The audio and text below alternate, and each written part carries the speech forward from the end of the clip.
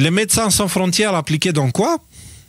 Le général Flynn vient de publier un post intrigant, blablabla, je ne vous fais pas l'intro parce que voilà, vous avez ici le post de Flynn, vous avez ici la traduction, on essaie de faire vite pour Rudy.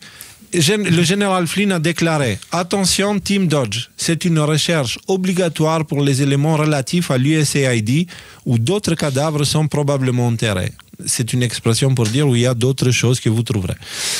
Elon Musk, si vous ne l'avez pas encore fait, demandez à votre extraordinaire équipe de jeunes patriotes, super intelligents et de grok, de faire une recherche obligatoire de documents Médecins sans frontières à l'USAID, en anglais et en français, liés à l'organisation appelée Médecins sans frontières.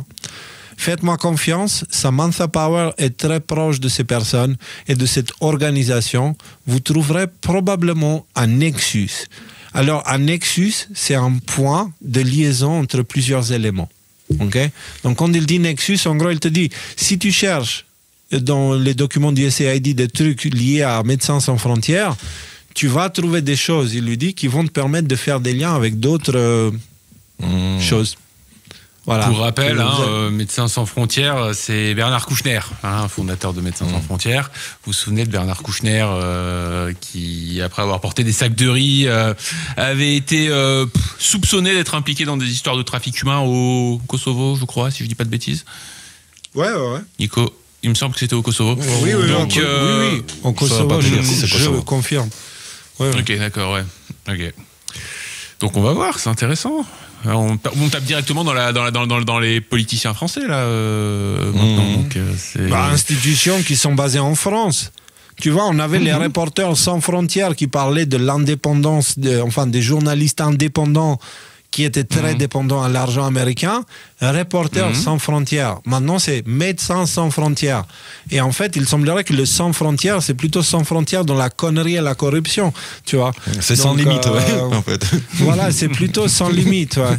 C'est affreux, c'est horrible. Alors, encore une fois, pas tout le monde dans cette institution-là sont corrompus, mais ces institutions sont des façades pour laver de l'argent et il y a des gens bienveillants et un peu naïfs qui travaillent là-dedans ou qui sont parfaitement conscients mais qui sont tellement bienveillants qu'ils se sacrifient vraiment jusqu'au bout.